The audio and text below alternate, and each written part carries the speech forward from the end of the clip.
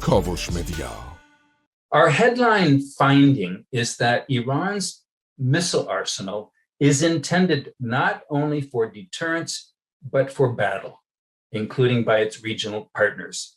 Now, many might say, duh, but this is not how we used to understand Iran's missile doctrine. Over the past decade, that doctrine has changed from relying solely on punishing would-be attackers by striking cities and other high-value targets, to also prioritizing improved precision to be able to deny potential foes their military objectives. Iran's clear priority is improving precision. You can see this in several of Iran's newest missile systems in three different categories. The Qiyam short-range ballistic missile, which has been smuggled to Houthi rebels, may have ground-based guidance augmentation. A modified version used in the January 2020 attack against Ain al-Assad air base in Iraq appears to have a maneuverable reentry vehicle. The Ahmad medium-range ballistic missile with a claimed range of 1,800 kilometers is also said to have a separating maneuverable reentry vehicle. And the solid fuel short-range ballistic missiles in the Fatah family have terminal guidance.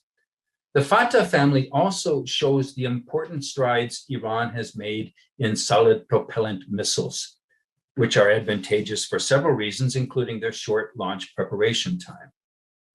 The remarkable rolling out of three new Fatah variants, Zulfagar, Desfo, and Haj Kazem, in just the past 4 years is indicative of a significant developmental emphasis.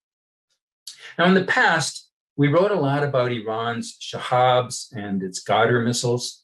Now, despite facing export controls, massive sanctions, and UN Security Council resolutions, Iran has made significant improvements to all of them.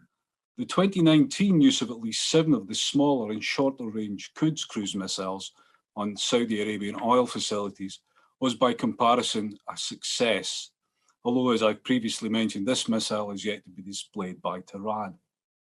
The third design, the Ya Ali, was first shown in 2014 and may indeed have been a rival to the Quds, but today the status of the Ya Ali remains uncertain.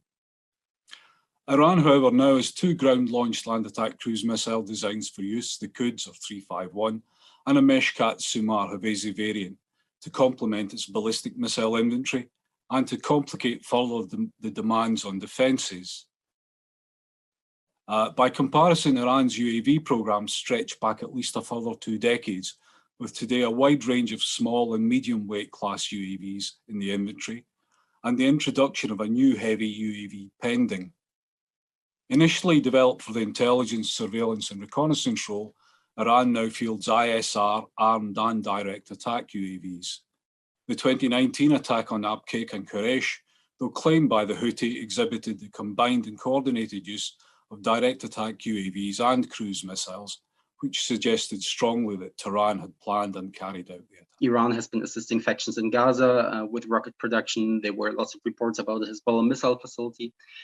But it seems that Iran is really trying to enable all of its proxies, all of its allies, to produce rocket artillery, but also precision-guided missiles in many cases.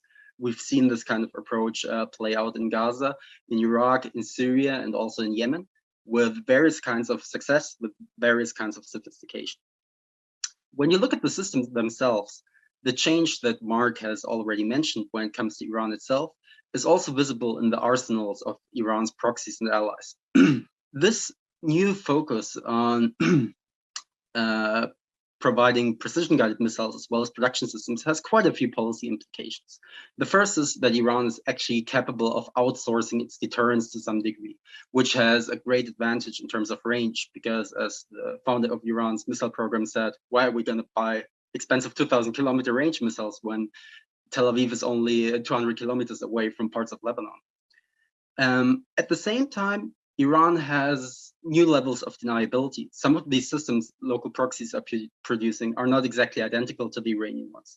So if they're used in combat, either as parts of local conflicts or directly in the orders of Iran as part of Iranian gray zone campaigns, you can get a better cover of deniability than if Iran did the attacks themselves. آنچه در مورد ما میگویند